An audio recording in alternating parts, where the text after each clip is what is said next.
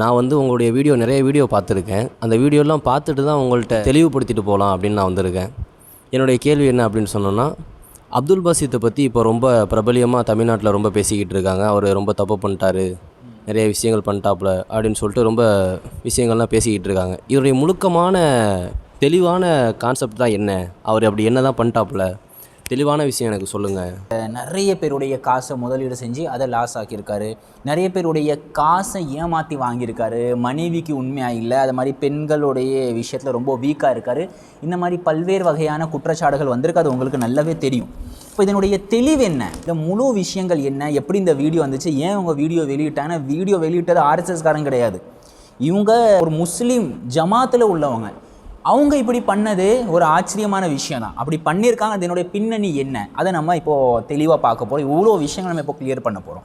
இந்த எல்லா பிரச்சனையுடைய துவக்கம் எங்கன்னா 2016 அப்துல் பாசித் புகாரி அவர் UTJ, அதாவது யூனிவர்சல் தௌஹீத் ஜமாத், இதனுடைய பேச்சாளராக இருக்கார். எந்த ஃபங்க்ஷனாக இருந்தாலும் அவங்க கூப்பிடுவாங்க. அங்கே போயிட்டு இவர் சிறந்த முறையில் பேசிட்டு வருவார். ஆனால் UTJ ஜமாத் மூலமாக வெளிநாடில் பயான் பேசுகிறதுக்கு போகிறார். அங்கே தான் ஒரு ஆள் அப்துல் பாசித்துக்கு பழக்கமாகறாங்க. அவங்க பேர் தான் பதுத்தீன். இவங்க யாருன்னா பெரிய பிஸ்னஸ்மேன், நிறைய முஸ்லீம்களுக்கு உதவணும் என்கிற மனப்பான்மையில் இருக்கிறவங்க, ஏழையானவங்களுக்கு பிஸ்னஸ் ஆரம்பித்து கொடுக்கணும், அவங்கள மேலே உயர்த்தணும், அந்த மாதிரி மைண்ட் செட் உள்ளவங்க. அதனால் முடிஞ்ச உதவியை செஞ்சுட்டு ஒரு புத்துணர்ச்சியை ஏற்படுத்தக்கூடிய வகையில் ஒரு வேலை பார்த்துட்டு இருக்காரு. அப்துல் பாசித் என்ன பண்ணுறாருன்னா, நான் பேசணும் சொல்லி அப்பாயின்மெண்ட் வாங்கிட்டு இவர்கிட்ட பேசுகிறாரு. இப்போ தான் பிரச்சனையே தொடங்குது. முதல் முறையாக ஆரம்பமாக அல் இஹ்சான் என்ற ஹஜ் அண்ட் உம்ரா சர்வீஸை நான் ஆரம்பிக்க போகிறேன், 24 லட்ச ரூபா வாங்குறாரு. இந்த 24 லட்ச ரூபாவோட முடிஞ்சிருச்சா? அப்படி கிடையாது. இதுக்கு கொஞ்சம் நாள் கழிச்சு அட்டி ஸ்பாட் சொல்லி ஒரு கடை ஆரம்பிக்கிறாரு. அதுக்கு 2 லட்ச ரூபா வாங்குறாரு. அது கொஞ்ச நாள் கழிச்சு 4 AM சொல்லி டீ கஃபே அந்த மாதிரி ஏதோ ஆரம்பிக்கிறாரு. அதுக்கு 53 லட்ச ரூபா வாங்குறாரு. டெசர்ட் ஷாப் ஆரம்பிக்க போகிற சொல்லிட்டு 13 லட்ச ரூபா வாங்குறாரு. இது மறக்கவே முடியாது. எப்பா, இந்த ரூஹி துர்கிஷ் அரபியன் கிச்சன் சொல்லி ஒரு ஹோட்டல் ஆரம்பிக்கிறாரு. அதுக்கு 1 கோடி 1 லட்ச ரூபா வாங்குறாரு. ரூஹி ஹரிகிஸ்தான் ஆரம்பிக்கிறார். அதுக்கு 71 லட்ச ரூபா வாங்குறாரு. லா கஃபே ஆரம்பிக்கிறாரு. அதுக்காக வேண்டி 78 லட்ச ரூபா வாங்குறாரு. அதே மாதிரி இதே ரூஹி மக்கால ஆரம்பிச்சிருக்காரு. அதுக்கு 10 லட்ச ரூபா வாங்குறாரு. டேட்ஸ் அண்ட் நட்ஸ் ஷாப் நிற்க போகிறேன் அப்படி சொல்லி 29 லட்ச ரூபா வாங்கியிருக்காரு. இப்படி மொத்த அமௌண்ட்டையும் கூட்டி பார்த்தோன்னா ஏகக்குறைவு 10 கோடி ரூபாய்க்கு மேலே வருது. 10 கோடி ரூபா அவங்க ரவுண்டாக போட்டிருக்காங்க. 10 கோடி ரூபாய்க்கு மேலே போகிறதுக்கான வாய்ப்புகள் இருக்குது. இதில் ரொம்ப பெரிய ஃப்ராட் எங்கே நடந்திருக்குன்னா, மஹியா ஸ்கூல் நான் ஆரம்பிக்க போகிறேன், இந்த ஸ்கூலில் முஸ்லீம்களுக்கு சரியான முறையில் இஸ்லாமிக் நாலேஜ் போய் சேரும், இப்படிலாம் பேசிட்டு அமௌண்ட்டு கேட்டுருக்காரு. டி நகர் கிட்ட தான் ஸ்கூலை ஆரம்பிக்க போகிறேன் அப்படி சொல்லி அந்த ஸ்கூலுக்கான திறப்பு விழாவும் நடந்திருக்கு. திறப்பு விழா அன்னைக்கு பத்ரீன் பாய் அவர் வந்து ஸ்கூலுடைய திறப்பு விழாவில் கலந்து கொண்டு பிரம்மாண்டமான முறையில் நடக்கிற மாதிரி காட்டிட்டு அடுத்த நாள் 90 பேர் சேர்ந்துட்டாங்க ஸ்கூலில் அப்படி சொல்லி அவருக்கு தகவலை சொல்லி, ஆனால் அடுத்த நாள் இருக்க ஸ்கூலே இல்லை. என்னங்க ஸ்கூல் நேற்று ஆரம்பிச்சிருக்காங்க, நீ ஸ்கூல் இல்லை நீங்கள் கேட்டிங்கன்னா, ஏன்னா ஸ்கூல் அங்கே திறக்கப்படவே இல்லை. மஹியா சொல்லி ஒரு ஸ்கூல் நடக்கவே இல்லை. அந்த ஸ்கூல் பேரில் காட்டப்பட்ட ஒரு பின்பம், உண்மையில் அப்படி ஒரு ஸ்கூல் அவர் ஆரம்பிக்கவே இல்லை.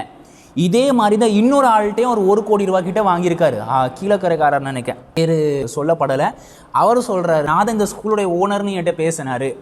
இவர்கிட்ட இன்னொரு விஷயம் இருக்குது, யார்கிட்டலாம் அமௌண்ட் வாங்குறாரோ எல்லா பேர்ட்டும் சொல்லிடுவார், நீங்கள் மட்டும்தான் ஓனர், நீங்கள் மட்டும்தான் ஓனர். இப்போ மஹியா ஸ்கூலை பற்றி இவர் என்ன பேசியிருக்காருன்னு இந்த ஆடியோ கேளுங்க.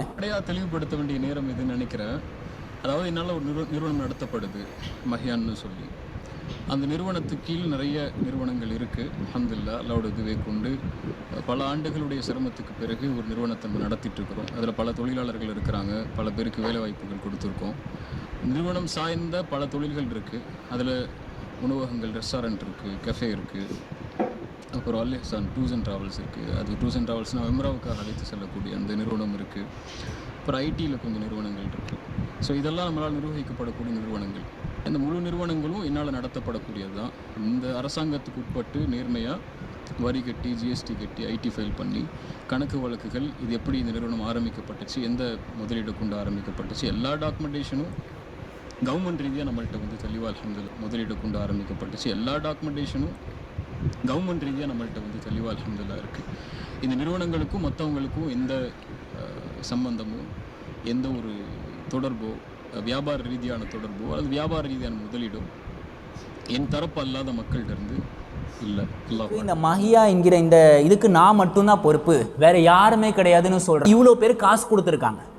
இதே மாதிரி எந்த பிஸ்னஸை ஆரம்பித்தாலும் நீங்கள் மட்டும்தான் சொல்லி எல்லா பேர்ட்ட காசு வாங்கிடுறது. இந்த பத்ருதீன் பாய் இருக்கார, இவர் பதிவு செஞ்சதுனால தான் மட்டும்தான் நமக்கு தெரியும். இந்த மாதிரி எத்தனையோ பெண்கள், எத்தனையோ ஏழை மக்கள் தன்னுடைய வாழ்நாள் முழு சேமிப்பையும், இவர் ஒரு ஆலிமு, இவர் ஒரு பேச்சாளர், இவர் அல்லாஹ் ரசூலை பேசக்கூடியவர், இவர் எப்படி திருடுவார் சொல்லிட்டு நம்பிக்கையில் கொடுத்தவங்க இன்னைக்கு அவங்க தலையில் அடித்து அழுதுகிட்டே இருக்காங்க.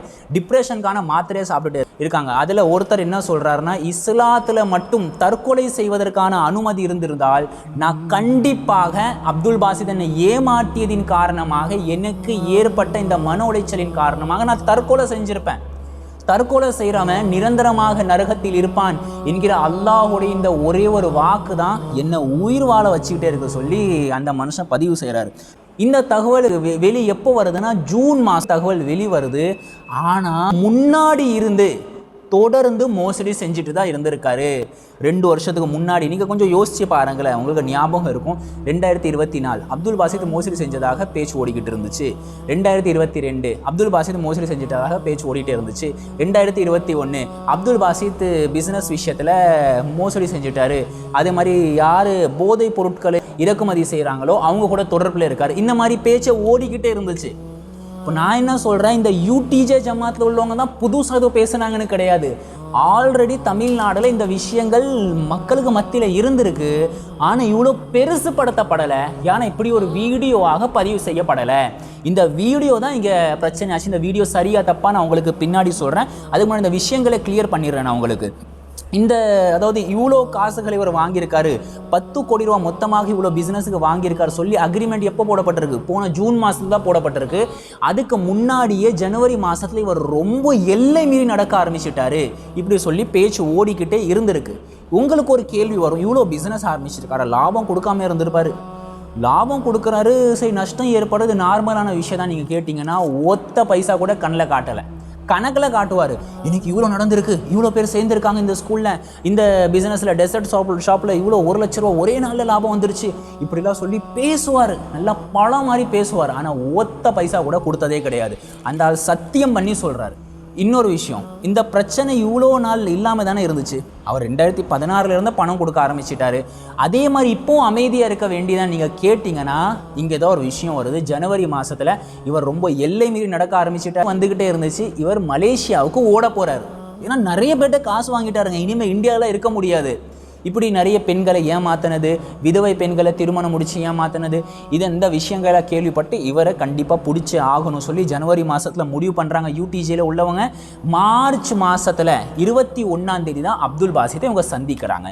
அது எப்படி சந்திச்சாங்க, அது ரொம்ப சுவாரஸ்யமான விஷயம். இது ஸ்ட்ரெயிட்டாக இவங்க கடைநல்லூருக்கு போயிடுறாங்க. அப்துல் பாசித்தோடைய வீட்டுக்கே போயிடுறாங்க. நம்ம பக்கத்து ஊர் தான், எனக்கு வடகாரனா பக்கத்தில் கடைநல்லூர்.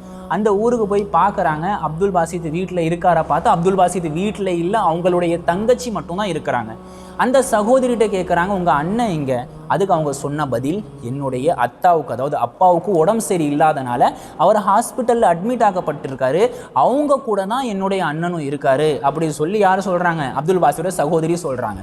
இதை கேட்டுட்டு இந்த யூடிஜியில் உள்ளவங்க மதுரைக்கு போயிட்டு நேரடியாக அப்துல் பாசித்தை பார்க்க போகலை. எந்த நம்பர்ல இருந்து அப்துல் பாசித் பேசினாரோ, அதாவது அவங்க அம்மா நம்பர்ல இருந்தா பேசியிருக்காரு, அந்த நம்பரை ட்ரேஸ் பண்ணுறாங்க. ட்ரேஸ் பண்ணதில் ஒரு இந்த குறிப்பிட்ட ஹாஸ்பிட்டலில் இருக்கிறதாக தெரியுது. அந்த ஹாஸ்பிட்டலுக்கு நெருக்கமாக போயிட்டு அப்துல் பாசித்துக்கு ஃபோன் அடிக்க, அதுக்கு அவர் சொன்ன பதில் என்னன்னா, என்னுடைய அப்பா ஐசியூவில் இருக்கார், ரொம்ப சீரியஸாக இருக்கார், ரொம்ப முடியாமல் இருக்கார், அவர் பொழைப்பார இல்லையான்னு தெரியலை. இப்படி ஒரு நாடகம் போட்டார். ஆனால் இவங்க என்ன பண்ணியிருக்காங்க, அவர் பேச்சை நம்பாமல் சுற்றி இருக்கிற அந்த நர்ஸ்டெல்லாம் விசாரித்து பார்த்ததுல தான் தெரியுது அவர் சீரியஸாலாம் இல்லை, ஒரு நார்மல் வார்டில் தான் இருக்கார், ஐசியூ வார்டில் கிடையாது. தெரிஞ்சு இவங்களுக்கு ரொம்ப ஷாக் ஆயிடுச்சு. என்னடா இவர் இப்படி போய் சொல்கிறாரு, இப்படி புழுறாரு சொல்லி இவங்க என்ன பண்ணுறாங்க, திருப்பியும் அப்துல் பாசித்துக்கு ஃபோன் அடிச்சுட்டு நீங்கள் எங்கே இருக்கிறீங்க, நாங்கள் மேலே வரோம், நாங்கள் கீழே வந்து நாங்கள் மேலே வரோம். அதுக்கு அப்துல் பாசித் சொன்னது, நீங்கள் படி வழியாக வராதீங்க, நீங்கள் லிஃப்ட் வழியாக வாங்க, படி வழி வந்தால் கால் ரொம்ப வலிக்கும் உங்களுக்கு. இப்படி சொன்னதுக்கு அப்புறம் பக்கத்தில் இருந்த வக்கீல் சொல்லியிருக்காரு, இவன் கேம் விளையாட ஆரம்பிச்சிட்டான், நீங்கள் நம்ம எல்லா பேருமே இந்த லிஃப்ட் வழியாக போகும்போது படி வழியாக இறங்கிடுவோம், அதனால் நான் தனியால் லிஃப்டில் இருந்து போகிறேன், நீங்கள் எல்லா பேருமே படியில் இருந்து போங்க சொல்லிவிட்டு படி மூலமாக யார் ரஃபீக் பாய் அவங்க கூட இருந்தவங்க எல்லா பேரையும் அந்த வக்கீல் அனுப்பி விட்டார். இப்போ படி வழியாக போயிட்டே இருக்கும் போது திடீர்னு பார்த்தா முன்னாடி அப்துல் பாசித் நிற்கிறாரு, பதட்டத்தோட கையில் பேக் இருக்குது, எஸ்கேப் ஆக போகிறாரு. அவரோட பிளான் என்னதுன்னா, இவங்களை லிஃப்ட் வழியாக வர வச்சுட்டு நான் இந்த வழியாக படி வழியாக நான் ஓடிடுவேன், இந்த பிளானில் இருந்திருக்காரு.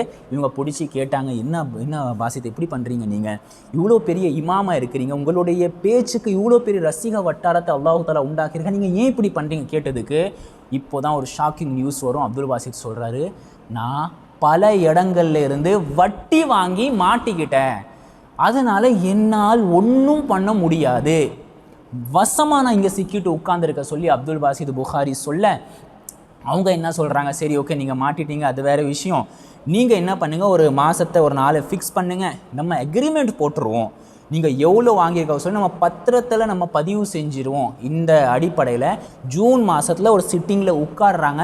அதில் உட்காந்து கணக்கு போடப்பட்டதில் தான் தெரியுது ஒரு 10 கோடி. இப்போ இதோட நிற்கலை இந்த பிரச்சனை, 10 கோடி ரூபா வாங்கிட்டார் சொல்லி முடிவானதுக்கப்புறம் அப்துல் பாசித் புகாரி என்ன சொல்கிறார், நான் கொஞ்சமாக பண்ணி கொடுத்துட்றேன். இவங்களும் நம்பிக்கையில் விட்டுட்டாங்க, நம்பிக்கையில் கண்டிப்பாக கொடுத்துருவார் சொல்லிட்டு அடுத்தது பார்த்தா ஃபோன் அட்டென்ட் பண்ணுறதே கிடையாது. ஜூன் ஜூலை ஆகஸ்ட் ஸ்டார்டிங்கில் நடந்துச்சு இந்த பிரச்சனை, ஃபோன் அட்டென்ட் பண்ணுறதே கிடையாது. இவரை பிடிக்கவே முடியல, தலைமறைவாயிட்டார். சரியாக ஆகஸ்ட் மாதம் 2, 3ஆம் தேதி 4ஆம் தேதி ஸ்டார்டிங்கில் செய்தி வருது, அப்துல் பாசித் திருச்சிக்கு வந்திருக்காரு. இவங்க என்ன பண்ணுறாங்க, யூடிஜே ஜமாத்தில் உள்ளவங்களுக்கு செய்தி கேள்விப்பட்டு விசாரிக்கிறாங்க, உண்மையிலே அவர் வந்திருக்காரா பார்த்தா ஆமாம் உண்மையில வந்திருக்காரு. இந்த தகவல் யாருடைய வீட்டுக்கு போயிடுச்சு, யார்கிட்ட இவர் காசு வாங்கியிருக்காரோ அவங்களுடைய வீட்டுக்கு போயிடுச்சு. அவங்க யூடிஜே ஜமாத்தில் வந்துட்டாங்க, அவர் அக்ரிமெண்ட் போட்டுட்டு தானே போனார், நான் கொடுத்துருவேன் சொல்லி உங்கள் ஜமாத் மூலமாக தான் நான் அக்ரிமெண்ட் போட்டோம், அவரை பிடிங்க, அவர்கிட்ட இருந்து காசு வாங்கிட்டாங்க, அவர் திருச்சிக்கு வந்துட்டார். திருச்சியில் அலிஃப் டீ கடை இருக்குது, அந்த இடத்துல இவர் போகிறார். பார்த்தா அப்துல் பாசித் அங்கே கேபில் உட்கார்ந்துருக்காரு. இவர் பார்க்குறாரு, பேக் இருக்குது, பேக்குள்ளே நிறைய பத்திரங்கள் இருக்குது, இந்த 100 ரூபா பத்திரம், 500 ரூபா பத்திரம், 200 ரூபா பத்திரங்கள்லாம் இருக்குமே, அது நிறைய வச்சுருக்காரு. அப்துல் பாசித் புகாரிகிட்ட கேட்குறாரு, என்னங்க நீங்கள் என்ன பண்ணிகிட்டு இருக்கீங்க, ஏன் இப்படி ஓடுறீங்க, என்ன விஷயம், உட்காந்து பேசுவோம், மக்களுக்கு காசு கொடுக்கணும், நீங்கள் பாவம் அவங்க ரத்தத்தை வேர்வையாக சிந்தி சம்பாதிச்சா காசு, அதை நீங்கள் இப்படிலாம் பண்ணக்கூடாது சொல்லி பேசிகிட்டே இருக்கும்போது பார்த்தா ரஃபீக் பாய்க்கு ஒரு ஃபோன் வருது. இந்த ஃபோன் என்னது அட்டன் பண்ணி பார்த்தா போலீஸ் ஸ்டேஷன்லேருந்து ஃபோன் அடிக்கிறாங்க, நீங்கள் அப்துல் பாசித் புகாரி பக்கத்தில் இருக்கிறதாக எங்களுக்கு காட்டுது, நீங்கள் அவர் கூட தானே இருக்கிறீங்க. இவருக்கு ஷாக் ஆயிடுச்சு, என்னடா நம்ம என்ன ஒரு பெரிய பேச்சாளர் தான் நம்ம பார்க்க வந்திருக்கோம், இந்த க்ரைமில் ஈடுபட்டவன் மாதிரி ஒரு கிரிமினலை பார்க்க வந்தவன் மாதிரி இவங்க ஃபோனை ட்ரேஸ் பண்ணுறாங்களே. அப்படி கேட்டதுக்கு அவங்க சொல்கிறாங்க, அப்துல் பாசித் புகாரின் மீது நாங்கள் நடவடிக்கை எடுக்க போகிறோம் சொல்லி பேசிகிட்டே இருக்கும் போது பள்ளிவாசல்லேருந்து ஃபோன் வருது. 19 போலீஸ் டிஎஸ்பியுடைய தலைமையில் நம்முடைய பள்ளிவாசலுக்கு முன்னாடி அப்துல் பாசித் புகாரி விஷயமாக விசாரிக்கிறதுக்கு வந்திருக்காங்க. இவர் என்ன பண்ணுறாரு, அப்துல் பாசித்தை கூப்பிட்டுட்டு என்ன போலீஸில் இறங்கியிருக்கு உங்களை தேடி அப்படி ஆச்சரியப்பட்டு இவர் நேராக பள்ளிவாசலுக்கு கூட்டு போகாமல் அவருடைய வீட்டில் போய் விட்டுட்டு பள்ளிவாசலில் என்னதான் பிரச்சனை ஓடிக்கிட்டு இருக்க சொல்லிட்டு போலீஸ்கிட்ட விசாரிக்கிறதுக்கு வராரு. அப்போ தான் அவங்க சொல்கிறாங்க, அப்துல் பாசித் புகாரி இருக்காரு, அவர் 1 கோடி ரூபா ஹவாலா பணத்தை கைமாத்துறதுக்கு வந்ததாக எங்களுக்கு செய்தி வந்திருக்கு, நீங்கள் ஜாக்கிரதையாக இருங்க சொல்லிட்டு அவங்க போகிறாங்க. இவங்களுக்கு பயமாக இருக்குது, என்னடா ஒரு காலத்தில் நம்ம இவரை நம்முடைய இயக்கத்துடைய சிறந்த பேச்சாளர் சொல்லி கொண்டாடிட்டு இருந்தோம், இன்றைக்கி என்ன பார்த்தா கிரிமினல் மாதிரி போலீஸுக்காரங்க இவரை பற்றி பேசிட்டு போகிறாங்க சொல்லி ஆச்சரியத்தில் இந்த ரஃபீக் பாய் என்ன பண்ணுறாரு, அப்துல் பாசித் புகாரியை பார்க்குறதுக்கு அந்த வீட்டில் நுழையிறாரு. பாசித்கிட்ட இவங்க கேட்குறாங்க, பாருங்கள் உங்களுக்கு போலீஸ் வந்திருக்கு, நீங்கள் ஹவாலா பணத்தை கை மாற்றுறதாக சொல்கிறாங்க, என்ன கதை ஒன்றும் புரிய மாட்டேங்குன்னு இவங்க வருத்தத்தை தெரிவிச்சுட்டே இருக்கும் போது அப்துல் பாசித் புகாரி உடனே ஃபோன் அடிச்சுட்டாரு. ஃபோன் அடிச்சு என்ன கிட்னாப் பண்ணுறாங்கன்னு கத்த ஆரம்பிச்சுட்டார். இவருக்கு பயம் வந்துருச்சு, என்னடா நான் என்ன பண்ணேன், விசாரிக்கதா சரி கிட்னாப் பண்ணிட்டேனா அப்படின்னு சொல்லி இவருக்கு ஒன்றுமே ஓடலை, கை கால ஓடலை. இவங்களுக்கு என்னடா இது கிட்னாப் பண்ணிட்டேன்னு சொல்கிறாரு. அப்போ தான் தெரியுது என்ன நிலவரம்னு. இங்கே பாருங்களேன், இப்போ ஃபோன் அடித்தது இவர் தன்னுடைய 2வது மனைவி கிடையாது, 1வது மனைவிக்கு ஃபோன் அடிச்சிருக்காரு. 1வது மனைவிக்கு ஏன் ஃபோன் அடிச்சிருக்காருன்னு இப்போ நான் உங்களுக்கு கிளியராக சொல்கிறேன். அப்துல் பாசித் புகாரி முதலாவது மனைவி மூலமாக 2 குழந்தையும் இருக்குது. அந்த குழந்தைகளுடைய எந்த ஒரு செலவையும், படிப்பு செலவோ உணவு செலவோ எந்த செலவையும் ஏற்றுக்காம 2வது மனைவியோட உல்லாசமாக ஊர் சுற்றிட்டு இருக்காரு. இந்த 2வது மனைவி இருக்க முதலாவது மனைவியுடைய வீட்டில் நுழைஞ்சிட்டு செருப்பால் அடித்ததாக தகவல் வருது. அசிங்கமான வார்த்தையில் திட்டியதாகவும் தகவல் வருது. இது எல்லாமே அக்கம் பக்கத்தில் உள்ளவங்க, வீட்டில் உள்ளவங்க சொன்ன விஷயம். இது எல்லாம் அப்துல் பாசித் புகாரி வீட்டில் அந்த காரில் உட்காந்துட்டு ரசிச்சுட்டு இருந்திருக்காரு. அதாவது முதலாவது மனைவிக்கு 2வது மனைவி தீங்களிக்கிறான், இதை உட்காந்து பார்த்துட்டு ரசிச்சுட்டு உட்காந்துருக்காரு. எந்த மனப்பான்மையில் உள்ளவர் நினச்சி பாருங்க. இவர் தான் சொல்லுவார், ரசூல் ஸல்லல்லாஹு அலைஹி வஸல்லம் அம்மா ஆயிஷா அப்படிலாம் பேசுவார். பாருங்க, அவங்க மனைவி போலீஸ் ஸ்டேஷனில் புகார் கொடுத்துருக்காங்க, என்னுடைய கணவர் என்ன டார்ச்சர் பண்ணுறாரு, என்ன அபியூஸ் பண்ணுறாரு சொல்லி அவங்களுடைய வக்கீல் யூடிஜே ஜமாத்தில் உள்ளவங்களுக்கு ஃபோனில் சொல்லியிருக்காங்க, இந்த மாதிரிலாம் நடக்குது, அவர் நல்லவர் கிடையாது, அவர் மோசமானவர் சொல்லி பதிவு செஞ்சுருக்காங்க. அந்த திருமண உறவில் ஏற்பட்டதாக கூறப்படுற அந்த பல வகையான ஹராஸ்மெண்ட் தொடர்பா முதல் மனைவி தரப்புல காவல் நிலையத்தில் கம்ப்ளைண்ட் கொடுக்கப்பட்டதுங்கிறது உண்மையான விஷயம். அதுக்கான சிஎஸ்ஆரும் வந்துட்டு ரெஜிஸ்டர் ஆயிருக்கு. இது சம்பந்தமா வந்துட்டு ஒரு 3 முறை சம்மன் வந்துட்டு அனுப்பப்பட்டும் அவர் கணவராக சொல்லப்படுகின்ற அந்த அப்துல் பாசித் புகாரி தரப்புல இது வரைக்கும் அவர் எந்த ஒரு என்கொயரிக்கும் வந்துட்டு ஆஜராகல. எதுக்கொள்ள மாட்டார் அவர், சொல்லுங்க. எந்த ஒரு இதுக்கும் அதுல எப்படி வந்து இந்த பண மோசடி விஷயத்துல இப்போ வரைக்கும் அவர் தரப்புல எந்த ஒரு பதிலும் சொல்லாம இருக்காரோ, அதே போல அவரோட சொந்த விஷயமான அவங்க முதல் மனைவி விஷயமா இருக்கட்டும், அவங்களுக்காக இருக்கட்டும், அவங்களோட குழந்தைங்களோட விஷயமா இருக்கட்டும், இது வரைக்கும் அவர் நேரடியா வந்து எந்த விஷயத்தையும் பொறுப்பெடுத்துக்கல. போலீஸ்லயும் இது வரைக்கும் வந்துட்டு ஆஜராகல. அதனால அந்த விஷயமும் நிலுவையில இருக்கு. அப்துல் பாசித் புகாரி அப்படிங்கிறவங்களோட முதல் மனைவி இருக்காங்கல்ல, அவங்க வந்து அவங்க 2 குழந்தைங்களோட தனியா தான் வாழ்ந்து வர்றாங்க. அவரோட கணவரோட எந்த சப்போர்ட்டும் இல்லாம அவர் கணவர் வந்துட்டு அந்த 2வதா திருமணமான பெண் அப்படின்னு சொல்லப்படுற அந்த பெண்மணி கூட வந்து தனியா போயிடுறாங்க. ஒரு ப்ராப்ளம் நடந்துட்டு இருக்கும்போது அவரும் அவருடைய அந்த 2வது மனைவின்னு சொல்லப்படுகின்ற அந்த பெண்மணியும் இவங்க வீட்டுக்கு தனியா இருக்கும்போது 2 குழந்தைங்களோட தனியா இருக்கும்போது வீட்டுக்கு வந்து அவங்கள மிரட்டி தகராறு செஞ்சிருக்காங்க. அவதூறான ஆபாசமான வார்த்தைகளால திட்டி இருக்காங்க. அப்துல் பாசித்தும் அதான் தெரியும், கேள்விப்பட்டாங்க, விசாரிச்சாங்க. அது ஆமா, எல்லாமே உண்மையா போய் விசாரிச்சாங்க. ஆமா ஆமா ஆமா விசாரிச்ச வரைக்கும் அது உண்மைன்னு தெரிய வந்துச்சு எனக்கும். ஏன்னா 2 தடவை விசாரிக்கல, நேரா விசாரிச்சாங்க.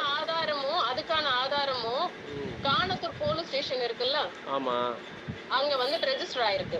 அது சம்பந்தமான கம்ப்ளைண்ட்டை இவங்க வந்து இந்த மாதிரி செப்பல் எடுத்து அந்த பெண் வந்துட்டு வீசி எறிகிறாங்க, அந்த மாதிரி ஆபாசமான வார்த்தைகளால வந்துட்டு அந்த முதல் மனைவியை வந்துட்டு திட்டுறாங்க. இது எல்லாத்தையும் வந்துட்டு அப்துல் பாசித் புகாரி காருக்குள்ளேயே உட்கார்ந்து பார்த்துட்டு இருக்காரு. இதை தடுக்கிறதுக்கு எந்த ஒரு முயற்சியும் அவர் மேற்கொள்ள. மனைவியை வந்து சமமா நடத்த சொல்லுது இஸ்லாம்.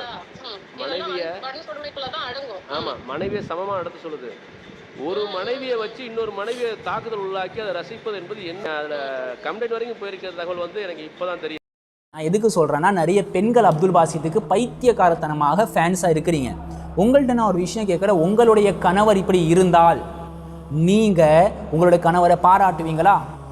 உங்களுடைய சொந்த அக்கா இருக்கிறாங்க, சகோதரி இருக்கிறாங்க, அவங்களுடைய கணவர் இப்படி இருந்தால் நீங்கள் உங்களுடைய சகோதரிக்கு சப்போர்ட் பண்ணுவீங்களா? இல்லைனா உங்களுடைய அந்த டார்ச்சர் கொடுக்கக்கூடிய அந்த அக்காவுடைய புருஷனை நீங்கள் சப்போர்ட் பண்ணுவீங்களா? சொல்லுங்கள். அதே மாதிரி தான் அப்துல் பாசித் புகாரியோடைய மனைவி உங்களுடைய சகோதரியாக நீங்கள் நினச்சி பாருங்கள்.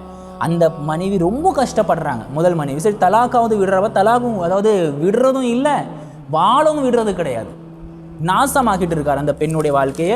அதே மாதிரி நிறைய பெண்கள் விஷயத்தில் அவர் தப்பாக நடந்திருக்கார், அதெல்லாம் பேச வேண்டாம்னு நினைக்கிறேன். இதுக்கு நமக்கு தேவையில்லாத விஷயம். அதை பண விஷயம் மட்டும் பேசுவோம், பண விஷயமா மட்டும் நான் கிளியரிட்டி கொடுத்துறேன். அதாவது இவர் முதலாவது மனைவிக்கு ஏன் ஃபோன் அடிச்சிருக்காருன்னா, ஒரு பிரச்சனை முதலாவது மனைவி கூட ஓடிக்கிட்டு இருக்கு. அந்த பிரச்சனை என்னன்னா, முதலாவது மனைவி காசு கேட்டிருக்கு, இவர் செக் எழுதி கொடுத்துருக்காரு, கையெழுத்து போட்டிருக்காரு. கையெழுத்து ஏதோ என்ன கிறுக்கி விட்டாருன்னு தெரியலை, அந்த செக் பவுன்ஸ் ஆயிடுச்சு. செக் பவுன்ஸ் ஆன அந்த கடுப்பில் அந்த வீட்டில் உள்ளவங்க இருக்கும் பொழுது இவர் கரெக்டாக என்ன பண்ணிட்டார், அங்கே ஃபோன் அடிச்சுட்டு டைவர்ட் பண்ணிவிட்டாரு, என்ன கடத்திட்டாங்க, என்னென்னமோ உளறி இருக்காரு. ஓகே, இப்போ என்னது அந்த மனைவி வீட்டில் உள்ளவங்களும் ஹைப்பாக்கி விட்டாரு, தான் ஒரு ஒயிட் கலர் மாதிரி தப்பிச்சிட்டாரு. இந்த கடுப்பில் தான் ரஃபீக் பையில் என்ன பண்ணியிருக்காங்க, இவங்களை சூழ்ந்து நின்று கத்திருக்காங்க, நீ ஒரு முஸ்லீமா, நீ ஒரு நடிகை. அதான் ஒருத்தர் கேட்டிருப்பார், யார் இவருன்னு கேட்டதுக்கு அவர் சொல்லியிருக்காரு, இவர் யூடியூப்பில் நல்லா படம் நடிப்பார், நல்லா நடிப்பார். அதான் நடிப்பு தானே அது. அவர் சொன்னதில் என்னங்க தப்பு இருக்குது? அந்த வீடியோ இருக்கா, அந்த சில படங்கள் இருக்கும், அந்த படத்துடைய முழுமையை நம்ம பார்க்காம வெறும் டீசரையோ வெறும் ட்ரெய்லரையோ நம்ம பார்த்தா வச்சுக்கோங்களேன், யார் ஹீரோவாக இருக்கானோ அவனை வில்லனை நினச்சிருப்போம், யார் வில்லனாக இருக்கானோ ஹீரோவை நினச்சிருவோம், நல்லவனை கெட்டவனை நல்லவனை நினச்சிருவோம். அதே மாதிரி தான் இந்த அப்துல் பாசிதோடைய முழு படத்துடைய டீசர் மட்டும்தான் வெளியாச்சு. அந்த டீசரை பார்த்துட்டு நம்ம என்ன பண்ணிட்டோம், தீர்மானிச்சிட்டோம் இவர் தான் வில்லன்னு. ஆனால் உண்மையில் அவர் வில்லன் கிடையாது. அந்த இடத்துல யாராக இருந்தாலும் அப்படி தான் சொல்லுவான். நான் என்ன சொல்கிறேன், நீங்கள் வேணால் இந்த மாதிரி ஏமாற்றப்பட்டவங்கள்ட்ட பேசி பாருங்கள். பேர் சொல்கிறாங்க போலீஸில் கேஸ் கொடுக்க வேண்டியதான். நீங்கள் கேஸ் எப்போங்க கொடுக்க முடியும்? அதை சரியான முறையில் பதிவு செய்திருந்தால் மட்டும்தான் கேஸ் கொடுக்க முடியும். இவங்க நிறைய பேர் அக்ரிமெண்ட்டை போடாமல், இவர் ஒரு மௌலவி, இவர் ஒரு பேச்சாளர், இவர் அப்படி இப்படின்னு சொல்லிட்டு அந்த நம்பிக்கையில் மட்டும்தான் இந்த காசு கொடுக்கப்பட்டிருக்கு. எந்த வகையான தெளிவான அக்ரிமெண்ட்லாம் போடப்பட்டு கொடுக்கப்படலை. அப்போ அவங்களாம் என்ன செய்வாங்க சொல்லுங்கள்? அவங்களாம் என்ன செய்வாங்க கேட்குறாங்க. அவங்க மார்க்கெட்டில் சாவறதுக்கு அனுமதி இருக்கா, தற்கொலை செய்கிறதுக்கு பர்மிஷன் இருக்கான்னு கேட்குறாங்க ஆலிம்கள்கிட்ட. அவங்களுக்கு என்ன பதில் சொல்கிறது? உங்களுக்கு அப்துல் பாசித்துடைய மானம் தெரியுது, இவருடைய மானத்தை வச்சு நீங்கள் விளையாடுறீங்களே. ஆனால் இன்னொரு பக்கம் ஒரு பெரும் கூட்டத்தினுடைய உயிரை இருக்குங்க, அது உங்கள் கண்ணுக்கு தெரியலையா? அவங்களுடைய 10 வருஷம் 20 வருஷம் 30 வருஷத்தினுடைய உழைப்பு இருக்குது. அந்த உழைப்பை தான் அவங்க கொடுத்துருக்காங்க. அவங்கள என்னது உங்களுக்கு மனுஷனா தெரியலையா? யோசிங்க. ஒருத்தனுடைய ரசிக மனப்பான்மையில் வந்துடாதீங்க. நிறைய பேர் சொல்கிறாங்க அப்துல் பாசித் மூலமாக எனக்கு இப்படி ஒரு மாற்றம் ஏற்பட்டிருக்கு, அப்படி மாற்றம் ஏற்பட்டிருக்கு.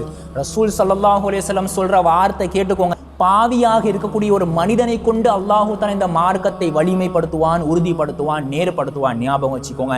அதே மாதிரி தான் அல்லாஹு தஆலா எப்படி கடந்த காலங்களில் ஃபிரௌனின் மூலமாக, அபூஜஹலின் மூலமாக, காரூனின் மூலமாக ஈமானை பலப்படுத்தினானோ, அந்த வரிசையில் தான் அல்லாஹு தஆலா இந்த அப்துல் பாசித் மூலமாக ஈமானை பலப்படுத்துவான், ஈமானை பலப்படுத்தினான். அவ்வளோதான், இவருடைய கேரக்டர் அவ்வளோதான். பயான் பேசினா நம்ம கேட்டோம், நிறைய பேர் திருந்தினாங்க. அதோட நிறுத்திக்கணும். அதை தாண்டி ஒரு முட்டை கொடுக்குற வேலை வச்சுக்கக்கூடாது. நீங்கள் என்ன சொல்லியிருக்கணும் இந்த இடத்துல? எங்களுக்கு தெரியாதுன்னு சொல்லியிருக்கணும். அது அம்மா ஆயிஷா ரலியல்லாஹு தஆலா அன்ஹா அவங்க மேலே இட்டு கட்டின போது இந்த அப்துல்லா இப்னு உபை இப்னு சலூல் என்ற முனாஃபிக்கின்களுடைய தலைவருடைய கீழிருந்து நிறைய பேர் என்ன பண்ணாங்க, அவதூறு பேசினாங்க. அல்லாஹு தஆலா சொல்கிறான், இப்படி அவதூறு சொல்லப்படும் பொழுது நீங்கள் என்ன சொல்லியிருக்க வேண்டும்? இந்த விஷயத்தை பற்றி எங்களுக்கு எதுவுமே தெரியாது, நாங்கள் இதை பற்றி பேச விரும்பலை, அல்லாஹ்வே அறிந்தவன் என்று நீங்கள் சொல்லியிருக்க வேண்டுமே என்று அல்லாஹு தஆலா திருக்குர்ஆனில் பதிவு செய்கிறான். இந்த விஷயத்தை பற்றி நமக்கு எதுவுமே தெரியாத பொழுது நமக்கு தெரியாது என்று தானே நம்ம சொல்லியிருக்க வேண்டும். எதுக்காக வேண்டி ஒரு பக்கம் நீங்கள் சைடு எடுக்கிறீங்க? அல்லாஹு தஆலா பாதுகாக்கணும். அதே மாதிரி நிறைய பேர் கேட்குறாங்க, ஏன் பரப்புனாங்க? இதை நான் கிளியரிட்டி கொடுத்துட்றேன் உங்களுக்கு. ஏன் பரப்புனாங்கன்னா, நான் உங்களுக்கு ஒரு எக்ஸாம்பிள் கொடுக்குறேன். ஒரு வீட்டில் திருட்டு நடக்குது, சரியா? ஒரு வீட்டில் திருட்டு நடந்துகிட்டே இருக்குது. வெளியில் உள்ளவன் ஊருக்கே சத்தம் கொடுக்குறா, பாருங்க திருடன்னு கத்துறான். அவன் திருடனுடைய மானத்தை சிதைக்கிறானா? திருடனுடைய மானத்தை பாழாக்குறானா? அவன் கிடையாது, மற்றவங்களுக்கு எச்சரிக்கை செய்கிறான். ஒரு திருட்டு பையன் ஒவ்வொரு வீடை திருடுறதுக்கு திட்டம் போட்டிருக்கான். வரிசையாக ஒரு 30 வீடை திருடிட்டான். இன்னொரு 30 வீடை திருடுறதுக்கான திட்டம் வந்துட்டு இருக்குது. அவன் போயிட்டே இருக்கும் போது ஒருத்தர் என்ன பண்ணுறான், வீடியோ எடுத்துகிட்டு இவன் தான் திருடன், இவன் 1ஆம் நம்பர் ஃப்ராடு சொல்லிட்டு எல்லா இடத்துல பரப்பி விடுறான். இவன் தப்பு செய்கிறானா? சொல்லுங்கள், தப்பு செய்யலைங்க. அவன் அவேர்னஸை கிரியேட் பண்ணுறான், மக்களுக்கு விழிப்புணர்வை ஊட்டுறான். எப்படி இவங்கள்ட்ட திருடி இருக்கானோ அதே மாதிரி உங்கள்கிட்டையும் திருடுவான், ஜாக்கிரதையா இருங்க சொல்லி எச்சரிக்கை பண்ணுறான். அந்த வீடியோ இப்படி தான் நம்ம பார்க்கணும். அந்த வீடியோவில் எல்லா விஷயங்களுமே சரின்னு நான் சொல்ல மாட்டேன். அதில் ரொம்ப தவறான விஷயம் என்னதுன்னா, இப்படி வெளிப்படையாக அவங்க கத்துனது.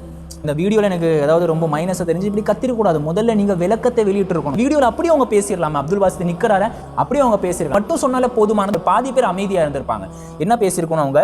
எங்கள்கிட்ட முழு ப்ரூஃபும் இருக்குது. இவர் பல பெரிய மோசடிக்காரர், நிறைய பிஸ்னஸை ஆரம்பிச்சுட்டு ஏமாத்திருக்காரு, நிறைய பெண்களை ஏமாத்திருக்காரு. இந்த மாதிரியான ஒரு 2 நிமிஷம் மட்டும் நீங்கள் பேசியிருந்தீங்கன்னா, சுருக்கமாக மட்டும் பேசியிருந்தீங்கன்னா மக்களுக்கு ஒரு கிளாரிட்டி கிடைச்சிருக்கும், ஒரு தெளிவு கிடைச்சிருக்கும். ஆமாம், இதனால தான் இவரை திட்டுறாங்க, இதனால தான் இவர் மேலே கோபமாக இருக்காங்க சொல்லி நிறைய பேர் அமைதியாக இருப்பாங்க. ஆனால் நீங்கள் அப்படி பண்ணலை, அது கொஞ்சம் வருத்தம். நான் உங்களை எதுவுமே குறை சொல்லலை. அதாவது அந்த யூடிஜியில் உள்ளவங்க பதிவு செஞ்சுருந்தாங்க, அவங்களுக்கு தர்பியா கிளாஸ் இருந்துச்சு. இந்த தர்பியா கிளாஸ்க்காக வேண்டி அவங்க 2-3 மாதமாக அவங்க உழைச்சிட்டு இருந்திருக்காங்க. இப்போ இந்த ஒரு பிரச்சனைக்காக தர்பியா கிளாஸை நம்ம பாலாக்க முடியாது சொல்லி அவங்க அங்கேயே முழுசாக ஃபோக்கஸ் கொடுத்துட்டாங்க. ஆனால் நீங்கள் இன்னொரு விஷயம் செஞ்சுருக்கலாம், பர்ஃபெக்ஷனை எதிர்பார்க்காம முழுமையாக நல்ல செட்டப்பில் செஞ்சதுக்கு அப்புறம் நாங்கள் பதிவு செய்கிறோம் அப்படி இல்லாமல் ஒரு 1 மணி நேரம், ஒரு அரை மணி நேரம், ஒரு 3/4 மணி நேரம் நீங்கள் நார்மலாக முதல்ல ஒரு விளக்கத்தை கொடுத்துட்டு அதுக்கு அடுத்தது நீங்கள் தெளிவான முறையில் முடிஞ்ச வரைக்கும் விளக்கத்தை கொடுத்துருக்கலாம். 6 மணிக்கு ஒரு அரை மணி நேரம் 10 நிமிஷமாவது நீங்கள் பதிவு செஞ்சுருக்கணும். மக்கள் கொஞ்சம் அமைதியாக இருந்திருப்பாங்க.